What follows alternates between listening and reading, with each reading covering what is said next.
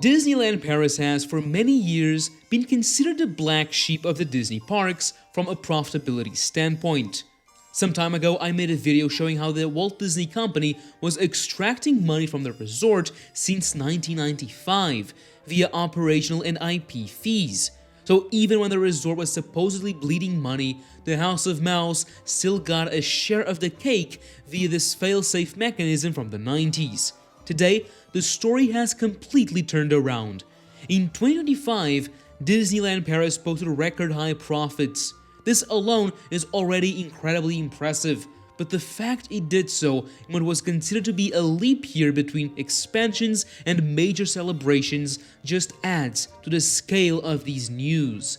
In today's video, we'll see the evolution of the Disneyland Paris numbers since the Walt Disney Company took over 10 years ago, taking a look at everything from investment to revenue to assets under construction and even cast members. There's a lot to unpack, so let's get started. First of all, Disney's fiscal year starts on October 1st and ends 1 year later on September 30th. This is just something to keep in mind. In the fiscal year 2025, Disneyland Paris revenue hit an all-time high of nearly 2.7 billion euros. This is how much they generated from ticket sales, hotel stays, food and merchandise, and everything in between. It has more than doubled since 2016, which is truly outstanding to look at. During the video, I will showcase graphs like this one, and in nearly all of them, there's a big dip in 2020 and 2021. This is obviously a direct result of the COVID-19 pandemic, but it's important to include as it allows us to see just how well the resort recovered after being shut down for as long as it did. The total operating income is everything the resort generated this year, and as you can see, it also reached all-time highs. 2018 is regarded as a good pre-COVID year for tourism and Disneyland Paris. However, if we compare both, it becomes clear how far the resort has come from a guest spending perspective, almost doubling operational income. Now, making money is great, but the resort also has countless operating expenses. And with more cast members and construction, this number has also reached its highest peak, coming in at over 3 billion euros. This doesn't even include the construction costs of the expansions, even if it does include the construction workers' payouts. Construction is one of the most important numbers we'll check in a minute. The question now is, how much money did the resort make after all the expenses are removed? In 2025, Disneyland Paris made the most money it has ever made, 260 million euros. Perhaps that's lower than you were expecting. Well, there's a good reason for that. First, compared to the disclosed net result of past years, it's a major win for the resort. In 2016, it posted a negative 1.2 billion euros. Although this was smart finances, as Disney would buy the resort not long after and wanted to pay as little as it possibly could. So it becomes clear that the Walt Disney Company can be quite creative when it comes to the numbers. In fact, as I said before, there are several fees the resort pays directly to them. Some of the fees we can clearly find in the income statement. In 2025, 164 million euros were paid for licensing and royalty fees, and 8 million euros in interest. Others we cannot see as they're buried somewhere in the more than 1 billion euros in external charges. However, we know for sure that last year, Disneyland Paris made the Walt Disney Company at least 432 million euros. One of the best metrics to understand the health of a business is to look at the operating margin. That's how much of the profit the business keeps from each euro of revenue after paying for all the running costs. It reached an incredible 10.1%. For a resort that was bleeding cash for several years, that isn't bad. While last year was indeed a great success for the European resort, Disneyland Paris has been doing quite well for several years. Incredibly enough, the pandemic was kind of the turning point for the resort. In 2023, it saw 161 million euros in net result, thanks to the tourism boom and the successful 30th anniversary. In 2024, it went down to 88 million euros because of the Olympic-induced slowdown and a one-off 48 million euro charge to the parent company to terminate an old contract. And in 2025, revenue grew by 10%, while costs only did so by 4.5%, allowing for the best numbers ever recorded. Walt once said that you can design and create and build the most wonderful place in the world, but it takes people to make the dream a reality. And at Disneyland Paris, this has never been truer. In my opinion, some of the most interesting numbers I have to share today are related to cast members. For many years, the number of employees working in the resort has been steadily growing, but just like the profits, it reached an all-time high in 2025. In 2016, there were just over 15,000 cast members.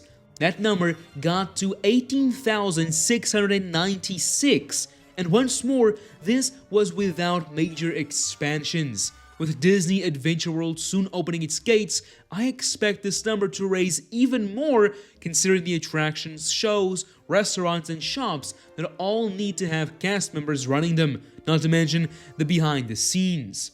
With more employees and the salaries having gotten higher compared to 10 years ago, the total personnel costs also broke a new record, having crossed the billion-euro barrier for the first time in the resort's history. This is obviously a cost that's absolutely needed, but it becomes clear that each cast member has brought a lot more to the table too, as the revenue per cast member, or a full-time employee equivalent, has gotten from 85,000 to over 143,000 in just 9 years, truly showing how far the resort has gotten in this time. Technically speaking, Euro Disney is still very much alive, as that's the name of the company that owns Disneyland Paris. It also owns a few other smaller companies, such as Walt Disney Imagineering Paris, the local branch of the one in Glendale, California. In 2016, it was a small studio of just 44 people, costing the resort around 4 million euros a year. But by 2025, it grew to a much larger company, now employing 393 people and costing almost 58 million euros. Nearly all of them being engineers and designers that work both on the day-to-day of the resort and the very large expansions such as Frozen and The Lion King. Obviously, the resort has spent much more in research and development over the years, but a lot of it is coordinated and paid directly to the much larger teams in America. Either way, that's a tenfold increase in people working for WDI Paris in just 9 years. Which is understandable when we look at how much is happening all around the parks and resort, including in construction. Speaking of, there is one number we haven't talked about that could be the most impressive of them all, and that's construction in progress. This represents exactly that, the amount of money spent on assets that aren't finished just yet. The one that immediately comes to mind is, of course, the Disney Adventure World project. This is where most of this number comes from. In 2025, that was 1 billion euros. If you compare it to the past years, you can clearly see when the investment being put into the construction of long-term projects began. In 2019, Disney started the transformation of Walt Disney Studios with Avengers Campus, which carried on into 2020 and 2021. Then, in 2023, the construction of the expansion was already in full swing, nearly reaching 700 million euros. But last year, that's when the number got to its peak. So, last year, the resort had 1 billion euros worth of attractions, lands, restaurants, and others being built, not yet open. Once Adventure World opens in a few weeks, this will be severely reduced as the assets move out of construction in progress into buildings, equipment, and intangible assets. Construction is where our eyes should be at. And let me explain why. The 1 billion euros worth of construction is nearly being funded entirely by the resort itself. The money coming from hotel stays, ticket sales, and even Casey Corner's hot dogs. I say nearly since the Walt Disney Company did inject some capital, but this comes after taking out some too. Well, last year, 649 million euros was spent on construction costs, from the workers to the materials. In the books, it means that 649 million euros were moved from the operating expenses to the balance sheet as assets under construction, meaning that the resort generated enough money to fund a massive expansion and several other projects happening at the same time, while also posting the highest ever operating profit at 271 million euros. Now, once Disney Adventure World opens, the construction costs become much lower and there's a lot more profit. While this might seem like a great thing, it comes with not so great ones, such as getting a much bigger tax bill, which is basically giving away money. So what can you do? Well, what Disney is doing, starting new projects to continue spending a large chunk of the taxable income, which in turn feeds into bringing more people to the resort, adding more cash to the books. It really is a big circle, and one that Disneyland Paris hadn't seen working as it should, at least compared to other parks and resorts around the world until now. In the end, it's much better to invest the money the resort is making into the resort so that it can grow than to have it stagnate and pay much more to the great country of France. Obviously, Disney isn't cheating the country. They're actually investing in it, creating countless new jobs, from construction to cast member positions, and bringing a lot more people while doing so too. So, hopefully you now understand how well the resort is doing. But in case you still need some convincing, let's compare the numbers from the year before the Walt Disney Company bought the resort and last year. Revenue was up 109%. Operating profit went from negative 200 to positive 270 million. Financial debt from more than 1 billion to zero. Construction in progress up a staggering 687%, and employees up nearly 25%. This transformation is already showing in places you might not expect to. For years, Disneyland Paris paid virtually no corporate tax because it was sitting on billions in accumulated losses from the rough early decades. Those losses acted as a shield, but they're finally running out. In 2025, the resort paid 13 million in corporate tax. It may seem like a small number, but it's a sign of what's to come. The resort's total assets, everything it owns on paper, went from 1.6 billion to 4.2.